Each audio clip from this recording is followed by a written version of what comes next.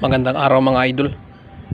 Meron tayo ditong dalawang rulyo na kahoy mga idol. Ito ay pinagrulyoan ng mga kable, yung high voltage na kable ng kuryente. Pwede natin to siyang gawing lamesa. Ganito, may dalawa dito. Tapos may upuan dito. Habang nagkakape tayo, natungan natin kung ano-ano. Habang nakaupo tayo, pwede patungan ng merienda. Pwede tayo magkape rito. So, ito, medyo umuuga-uga siya dahil yung bolt niya nasa bandang gitna. So, ngayon, nilagyan natin ng pako. Pinako natin siya ng malaking pako. Kumuha tayo ng pako na D4. Ayan. Pinako natin to. Tinabi lang natin dito sa may bolt para matanggal na natin to. Pag tinanggal natin to, hindi na siya uuga-uga ng ganito. So, di ba? Hindi na natin kailangan bumili ng lamesa. So, pwede itong pinturahan o kaya pwede itong pakinisin tapos varnish. Pero nakikita ko sa mga video sa YouTube, wala nang mga pintura. Ganito lang para maganda tingnan. So, tara, tanggalin na natin itong mga bolts.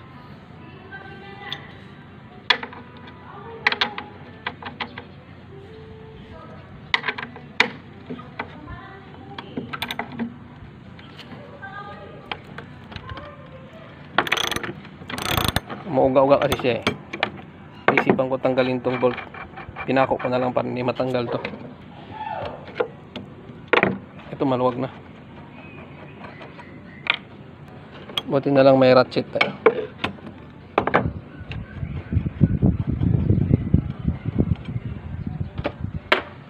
Umuuga eh. Ayun o. Mamaya maglapat na yan. Hindi na yan uuga. Kasi wala nang nakatukod sa bandang gitna. Buti na lang dito tayo ng gamit dito. Ayan, pwede na natin itong hugutin. Yung mahabang bolt na nilagay nila. Ayan. Para hindi na siya tukod sa gitna. Tapos itong butas, lalagyan lang natin ng plywood. Tatapalan natin ng plywood para hindi lang paglalagyan ng mga kung ano ng basura dyan.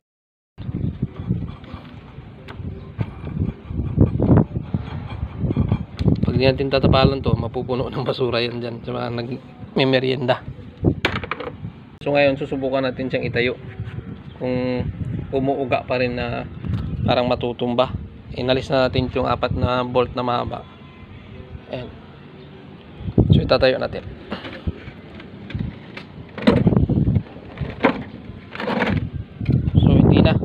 Kasi nakalapat na lahat eh. Nakalapat na sa flooring natin. Hindi kagaya nung isa nakausli oh. Ayun oh. So very good. Very good idea. So ayan mga idol, natapos na natin yung dalawang rulyo ng kable. Natapos na, natanggalan na natin ng bolt.